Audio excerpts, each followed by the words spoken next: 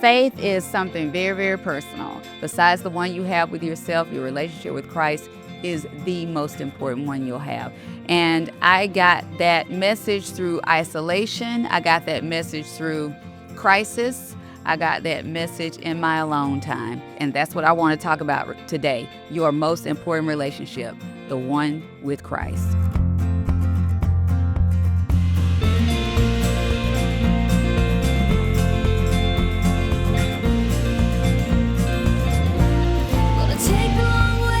Peace is priceless. Peace is priceless.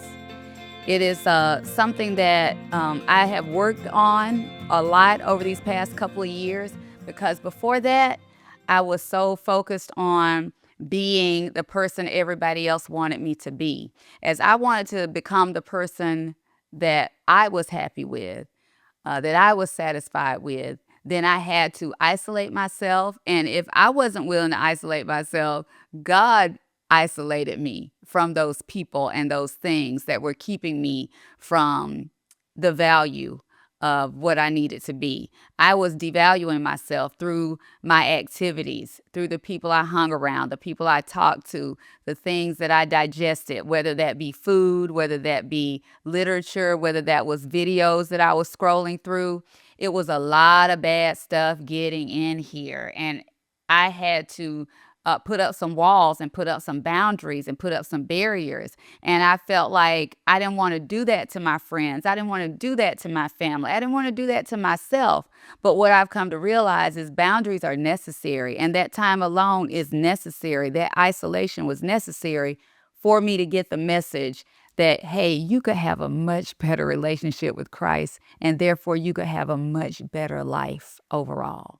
So I want you guys to come along with me as I talk you through my faith journey thus far. So as a little girl growing up in little Troy, Alabama, going to church was a weekly ritual. It's something we did every Sunday. It was just like you go to school, you go to work. It was just a habit that was formed in my childhood. But it was a big deal. Like, we had a church car. Like, we only drove the Cadillac to church on Sundays, and then they drove their work car and to work every day. So it was a big deal. You know, you put on your Sunday best and you would see people you hadn't seen sometimes since the week before. So it was a way to gather and see your neighbors and your friends and your family that you only saw that one time a week. And we would go to Sunday school. And we would also go to the little church groups, the small groups like YWA, Young Women's Association, and things like that. So we did go sometimes more than once on a Sunday, but mostly Sunday was our church day. That was the Sabbath day, and that was, you didn't do certain chores on that day and things like that. So I grew up in a spiritual household where my parents didn't just send me to church. They took me there. They went with me, and I sat with my mom. My dad used to sit over with the deacons and with his father, my grandfather, or my grandfather and my grandmother. They were in the choir as well. And my mom's church, we went there sometime as well, First Baptist. We went to Bethel, was my dad's church. So if you know what it's like going to a Southern Baptist Black church, then you know it was a time. We had a time. We had a good time. You started out with devotional, which was, a charge I had to keep, a God to glorify, that thing. Then you had your offerings. You had the choir sang certain songs, and many of them you came to know very well, and you had your favorite. So when you heard the organ or the piano strike that song up, it meant something to you. You could sing along, and maybe sometime would stand if you really, got that feeling. Do you remember, or did you grow up in a church where people got happy? Where they would the ushers would go over and have to fan them and get them together because they were just all over the place or running up and down the aisle.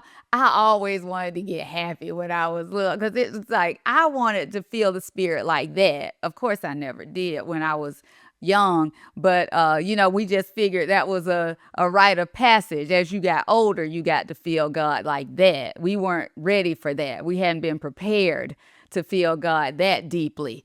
But now that I'm at this big age, as I grew up, I always found a church wherever I moved and everything like that. When I moved to a different city, I looked for a church to join. As I changed careers and moved my family from one city to the other, we always found a church to be a part of because that was just what you were supposed to do. You were supposed to go to church on Sunday. You were supposed to serve God in that way.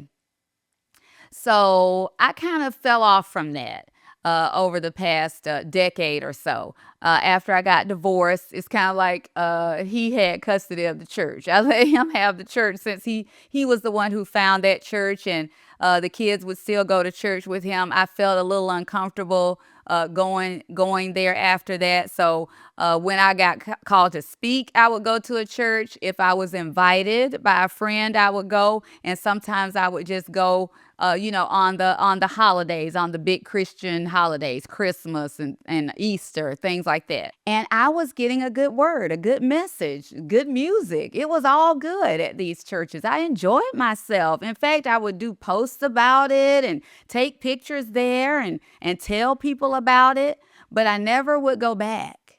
I would never go back unless I was invited again or something like that. Nothing really made me want to go back. But then I was invited to Hutchinson Missionary Baptist Church for a Women's Day celebration. They were honoring me. So that was my reason for going there that day. And I met a couple of people, and there were hugs, and they seemed more genuine. There were people who came up to me and invited me to come back before I ever left. There was a word from a young, dynamic preacher. And what I love about him, what I remember loving about him initially, and what I still love about Pastor Cam now, is not only did I feel like he was a man of God, but he hit so many pressure points for me, because not only was he well educated, as am I, he came from a small town. He's from Goodwater, Alabama. I'm from Troy, Alabama. Things like that. He's young, but he has an older soul. He comes across as a much older man. So all of those things, and he reminded me so much of Reverend Macmillan and Reverend Gilchrist from back in my childhood days. He had that fire and brimstone, old school kind of preaching, but he had also figured out a way to relate it and make it relatable to these modern day situations. So I felt seen. I felt understood. I felt grounded right there in that place. I said, this feels right. I felt rooted. Yeah. I felt like I could grow roots in this place. I could bring my family. I can invite them, and this could be my church. This could be where I invite people to. I would be proud to be a part of this church. I would be happy. It was just something about that whole process, that whole service, that made me want to get even closer to Christ, learn more, inspire other people to do the same thing, so much so that a couple of years ago, I decided to get baptized again. I was baptized when I was in my preteen years, 11, 12, somewhere like that. I remember going to the front of the church, and I remember my little sister, who's a couple of years younger than me, coming up with me because she just wanted to be like her big sis.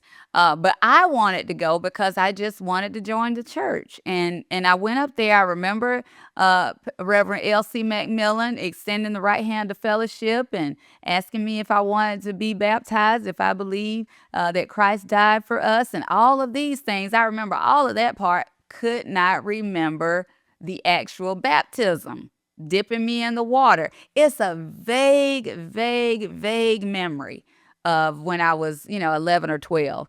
So I asked Pastor Cam, is it okay if I get that done again? And at this time, I know I'll remember it. And he said, sure. So a couple of years ago, right before my 54th or 55th, I can't remember which birthday it was, but it was the Sunday before my birthday. Was that Monday? So it was the Sunday before my birthday. surrounded by my friends and family, that I got baptized again. And I remember when he brought me up out of the water, just tears everywhere. The tears just started flowing because I felt it that time. And I knew I would not forget that time. Just coming up out of that water, feeling completely clean and whole and sanctified and filled with the Holy Ghost. And I can't tell you how many times I have stood to my feet the way my mom used to do when I was little. I have been happy, and the way I get happy is different. Now I don't shake around, I don't run, but I cry. So that's when it hits me, when my spirit is full, it just kind of gushes out through my eyes. I just cry, y'all. I sob when something hits me like that. And you don't know the feeling until you're there in it. Just thinking about how good it feels makes me want to cry right now, because when you get that relationship with God and you hear something and it touches you in a way that no human could, no pet that you have, no friend that you have, nothing is going to make you feel the way you feel when the Holy Spirit touches you. And a lot of people don't see the benefits of being in the church. You always say, the church is just these four walls or whatever. It's just the building. That's true. Now, I believe that is true. But there is something with that connection, that spirit flowing through that room that you're in that sanctuary, that's going to add to your experience. A lot of us got out of the habit of that experience, whether it was kids, having their classes at home, whether you were working from home, or even a lot of us did not go to church during that time because of COVID. So we got out of that habit or that ritual of going to church, and we might have forgotten how good that feels to be in there among fellow Christians and other believers. So yeah, get back into that, because there is something to be said for that fellowship, for being in a room with other people who believe the way you do, with other people who are after the same thing you're after, and that is a closer relationship with Christ.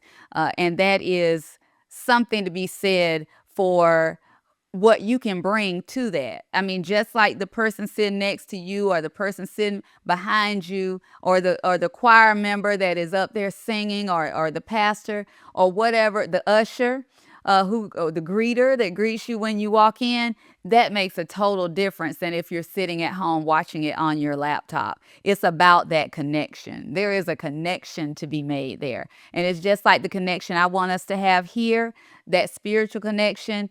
It can go through those walls. It can go through all of that, and we can connect. But I really want you to consider going to church, being at a church. Now, of course, I said Hutchinson, but it's whatever church that you choose. Go and be a part of that service and get that message and get that word of the day. And that way you can live in the word. Living in the word is going to make your life so different, so much more full, so much more rich, and not rich in finances. I'm talking about just being rich, not wealthy. I'm not talking about like money.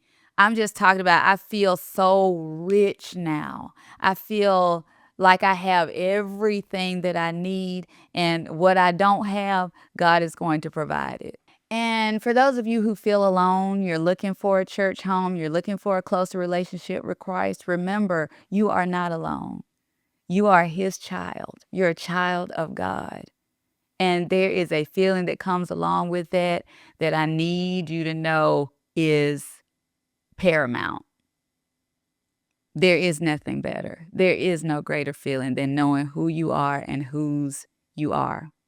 So let's keep that top of mind as we head out into the rest of the day today. And let's do that on purpose. You really have to do these things on purpose. You have to read on purpose. You have to pray on purpose. You have to go to church with purpose. I'm telling you, though, if you focus on that, focus on yourself, your heart, and your relationship with Christ, things are just up from here. It's up. It is up. So I hope you have enjoyed this episode. I hope that you will revisit other episodes, revisit this one. I hope you were taking some notes, mental notes or otherwise. And I hope that we created a space that you feel safe in. We want this Very Tonya Terry to be a safe space for you, where you know you can come, you will be enlightened, you will be encouraged, and you will be loved. I love you, and I appreciate you, okay? I'll see you next time. I've never traveled all alone or built a fire on my